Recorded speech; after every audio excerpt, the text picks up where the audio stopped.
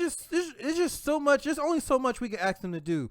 Now, eventually, I feel like down the road, when we get more wealth in the black community as well as other communities, then maybe it'll change. But right now, the majority of the wealth, especially when it comes to football teams and ownership in major sports, is all white dudes. So there's not much we can really. There's not much ground we can stand on. Again, I get where he's coming from, but I'm also looking at it from the other aspect. I don't believe all these owners are racist. I just think they go with what they know. That old saying, you can't teach an old dog new tricks. When these guys grew up in America, the majority of men that were working and had value and wealth were white men. So that's just what they know. I'm just trying to speak at it from a realistic terms. And you probably understand where I'm coming from, Z.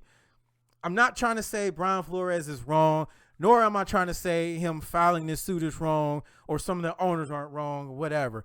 I'm just speaking in terms of both sides. I'm trying to be in the middle of it, which is where I always tend to stay in terms of politics or anything. I try to stay in the middle of all topics and discussions like this. But go ahead. Give me your thoughts on that, Z. So the majority of the world wealth, though, we sit here and think of America, right?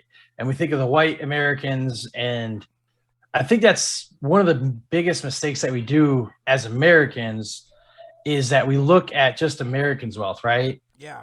But there is a lot more wealth in the Middle East but they don't care about football. Yeah. They don't care about those things. And then on the flip side, so there's actually 3 women owners in the NFL right now.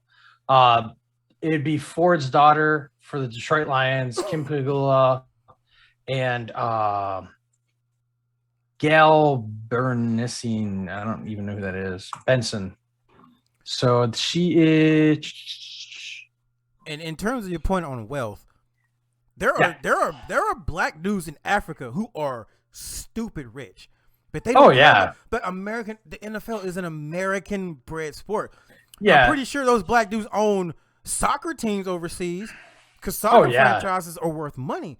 But we got to look at it in the aspect of the black community in the American black community. Yeah, we don't have the wealth as the white community. We can get to that point, but we got to look at it as this where we are now. I mean, 100 years ago, we were just coming out of what, barely the revolutionary, entering the industrial age. It's not like we have had thousands of years for black people to accumulate wealth in America.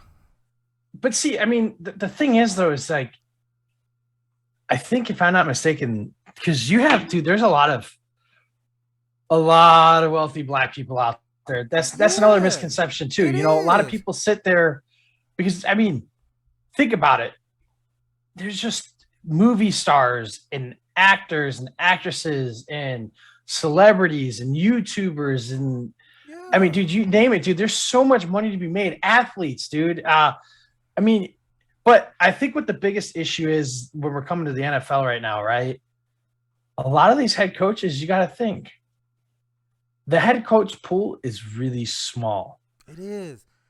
So you're talking because each year we get 5 or 6 candidates that may come free, And, and before black people start attacking me, okay, about you don't want to see. No, of course I would love to see more black head coaches, no doubt.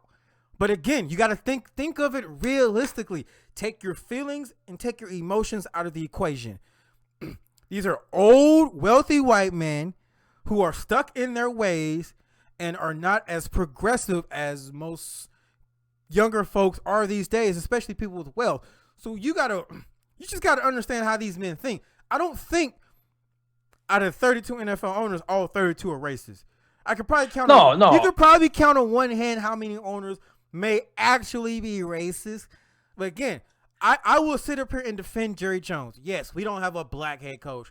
But do we want a black head coach to be the coach of the Cowboys? Because everybody knows if you're going to coach the Cowboys, you're going to be criticized and everything else. You're going to be Jerry Jones's puppet. Jerry Jones runs that team. Yeah. My biggest argument, too, is, though, so a lot of the times when a head coach gets fired, they have to take a step back and be an OC again or be a DC again. And I get Brian Flores being upset and why he doesn't want to step down. I mean, he's done pretty good with the Dolphins. I still don't understand. I kind of understand, like, so there was a piston match between him and the GM. Yeah. GM went to the owner and pretty much said, my contract's up this year. If you want me here, he's gone. And Brian Flores and the owner did not get along. So it becomes this whole, you piss off too many people and, the whole, what is it? You attract more bees through honey than vinegar, right? Yeah. If you fucking lay vinegar on everything, man, you're eventually going to get fired. Especially I thought he did a pretty good job this year. But I think the only people that he's really good at, honestly, is against Bill Belichick, because everyone else, he kind of struggles. I think go ahead. Here's an argument that I hear a lot of the analysts say, and I agree with it, but you also got to look at it like this. Okay, they always say the black men that'll get the head coaching jobs will get the jobs on like the shitty teams. There's a reason these cornerstone franchises don't change coaches. Okay, let's look at the last 20 years, right? Mm-hmm. The Patriots have been the most dominant and consistent franchise. One coach, one quarterback. We can even throw the Giants in there with Eli Manning. They had Tom Coughlin and Eli Manning. You throw the Steelers in, you had Big Ben and Mike Tomlin. You throw in the Seahawks, you had Russell Wilson and Pete Carroll. Yeah. If you throw in the Andy Packers, Reid. maybe Andy Reid, yeah, but he's kind of moved around. But he hasn't had, until he got Mahomes, since Donovan McNabb, he didn't have anybody. Here's a crazy thing, right? Mm-hmm. So here's a crazy thing about Andy Reid is the only coach ever to take two separate teams 4 times in a row to a conference championship. Yeah. And he did them both with black quarterbacks. Both times. And here's another thing. I know we want more black quarterback coaches, but again, these teams that are winning are not just going to be firing coaches left and right. So the only jobs that are going to come available are these shitty run franchises. The Bengals, the Jaguars, the Dolphins, the Texans, the Bears. But we really can't say the Bengals now because the Bengals are doing good. Well, because Joe Burrow's that dude, but we also got to remember that owner is cheap. He's cheap. Yeah. So can we trust that he'll keep continuing to put a personnel around Joe? Will he pay Joe Burrow when it's time?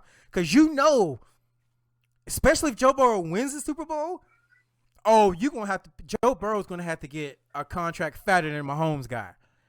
Maybe $500 million guaranteed. Yeah, but see, here's you got to pay Jamar Chase. Yeah, and that's the Bengals don't pay anybody. Which one of these good franchises can we say has really had an opening for a coaching vacancy that's had a good quarterback?